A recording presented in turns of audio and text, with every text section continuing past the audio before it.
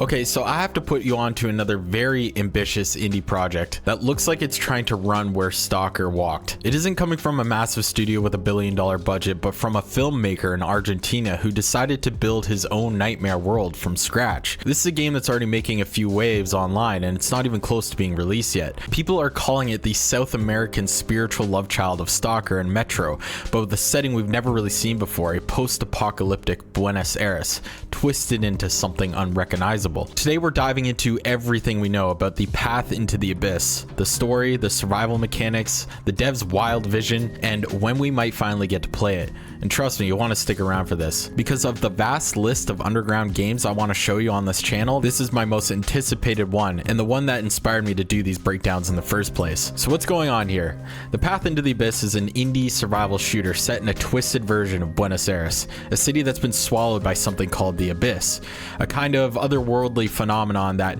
feels part alien invasion, part cosmic nightmare. The developer behind it, Matías Rispau, isn't some veteran game studio director. He's actually a filmmaker who decided to take the world from his own movie, Into the Abyss, and turn it into a living, playable experience. That already explains why every shot of this game feels like it was ripped straight out of a horror film.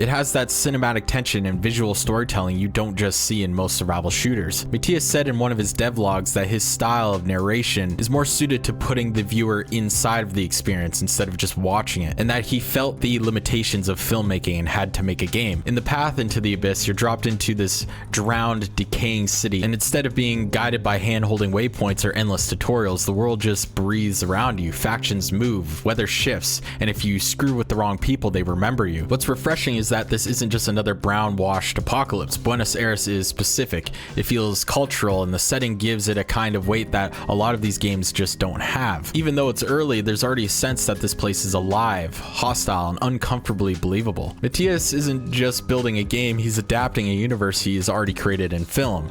His movie laid the groundwork for this entire world, and you can feel it in every shot. The lighting, the pacing, the tension, it's all cinematic, like the game was shot through a director's lens. Some of the influences are obvious and some not so much. There's STALKER for the exclusion zone and the custom-built A-Life system. They are coining it as the Abyss system, and Fallout for the dynamic world characters and decisions you make affecting the world around you, and even Half-Life for the atmosphere and some of the gameplay. But it doesn't feel derivative. Rispau isn't chasing a formula, he's trying to make something immersive, dangerous, and personal. You can tell this isn't about chasing trends or trying to be something viral. It feels more like a passion project that's bleeding atmosphere and narrative form from the ground up. That kind of creativity is rare, especially with how much political correctness and money chasing that goes on in the gaming industry today. Here's where things get me genuinely excited, but also a little cautious. The core of the game is survival, but it's wrapped in emergent systems. You're dealing with hostile factions that control territory, and the AI is designed to remember what you've done. You're not just a faceless protagonist, you're part of an ongoing world that reacts to you. The crafting system includes a unique take on buffs through traditional Argentinian mate drinks. You're literally brewing mate for stat boosts. It's weird, it's specific, and gives this game personality, and also ties it deeply with Argentinian cultural roots. Weather changes aren't just visual either. Rainstorms might affect AI movement or pass through the abyss. Fog might cut your visibility. Paranormal events might occur depending on your location. It sounds like the game wants you to respond to its systems, not just plow through them. Combat is obviously very grounded. Guns look and sound heavy. Ammo is limited. It's less about wiping out a camp of enemies and more about deciding if you should even engage. All this paints a loop where survival isn't just a resource grind, but a constant tactical risk. One thing that really stands out to me about the Path into the Abyss is how the map isn't a flat, predictable space. Rispau has shown glimpses of Buenos Aires that feel both open and claustrophobic, with waterlogged streets, decaying apartment blocks, and overpasses that you can actually climb onto. He's confirmed there will be multiple explorable areas rather than one massive unstructured open world, so a semi-open world game. Places like flooded streets of central Buenos Aires, the suburbs of Morón, and industrial industrial zones are all designed to feel like their own deadly ecosystems, each with unique hazards and faction activity. Verticality is another core part of the map design. In the devlogs, we've seen combat scenarios where players can climb fire escapes or scale debris to set up ambushes or get a better vantage point.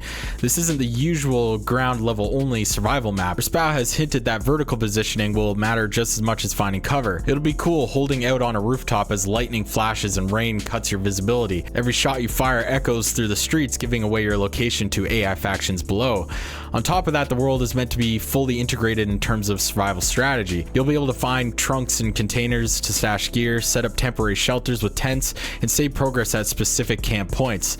In his words, backpacks will act as stackable containers, but you also find trunks to store gear and beds where you can save the game. Base setups, safe spots, and smart navigation choices will define your run just as much as combat or exploration. One thing that I think is likely to come to the game is how it treats inventory and resource management. You can't just pick up endless amounts of loot and carry it with you. Rispau has talked about designing an inventory system that forces you to think tactically.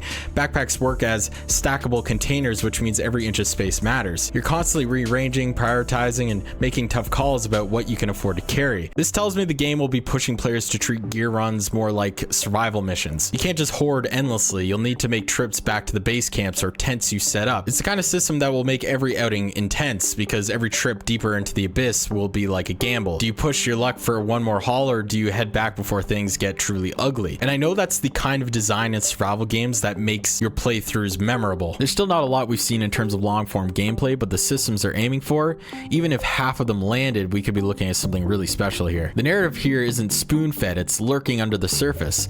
The abyss feels less like a sci-fi anomaly and more like a creeping existential threat. It's not explained, it's felt through environments, through encounters, through the silence between events. The protagonist you play as ties directly into the film this world is based on, and it gives the whole thing a kind of continuity you don't usually see in games. The story unfolds in the world, not just in cutscenes. And then there's atmosphere. This game doesn't scream horror, but it oozes dread. The way the fog hangs low, the way empty buildings echo, you don't feel like the hero, you feel like the prey. That's not easy to pull off, and the fact that they're attempting it says a lot about the creative intent here. So far we've seen 3 devlogs and 1 teaser trailer. The first devlog was about setting the tone, the second started to show off mechanics, and the third finally gave us a look at AI behavior and how faction patrols work. What I really like here is that the devlogs feel honest. They're not hiding the fact that things are rough, they're showing progress, not fake polish like a lot of games do before release. And while the footage is clearly early, it shows systems that work, even if they still need refining. I think the game is more known on social media in Latin America. The hype is growing fast, and that brings pressure, but it also proves people are hungry for something like this. Something atmospheric, grounded, and genuinely weird, especially with Stalker 2 feeling like it fell a little short. There's no release date yet, and that's probably a good thing. The devs have mentioned a possible playable demo later this year, but I'd consider that a hopeful target, not a promise. The game is confirmed for Steam, and there's talk of Steam Deck and VR support down the road. But right now the focus is clearly on getting the core game right, and honestly that's the right call. I would not be surprised if this launches in early access. The systems it's trying to build need real-world player feedback to mature. They're complex and they need a lot of balancing, and if they go that route, it could give the game time to evolve into something truly special. As hyped as I am, I'm not blind to the risks. This is an enormous project for a small team.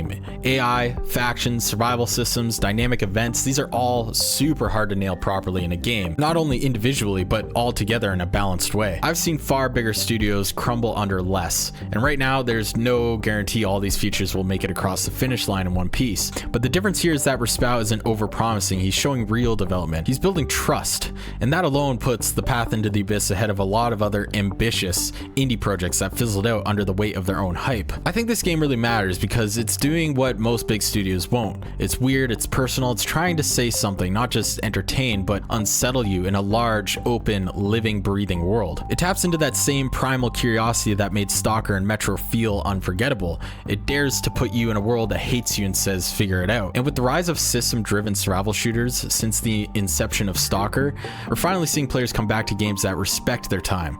The Path into the Abyss wants to be part of that wave, and if it lands, it could absolutely carve out its own cult following. I'm seeing a lot of people online saying that South America would not be a good setting for an exclusion zone to occur, a place with a daunting, grueling atmosphere that makes you feel desperate, but I beg to differ. Argentina has some of the most barren, desolate places in the world. Eastern Europe is a great place for the settings of these types of games, but Argentina is the next runner runner-up. That's everything we know so far about The Path into the Abyss, a project that's equal parts fascinating, risky, and downright eerie. It's the kind of game that feels like it's daring to be different, and whether it sticks to landing or not, I think it's one we'll be talking about for a while. I'll be keeping a close eye on every new devlog and update that drops, because honestly, I want to see how far this wild vision can go. I'm curious to know if you think this could be pulled off. And while you're here, check out the video I got on screen right now. It's a deep dive into a new indie project called Beta Decay, another sleeper survival game that's pushing boundaries in ways most studios wouldn't dare. If you love this breakdown, you're going to get lost in that one too. I'll see you there.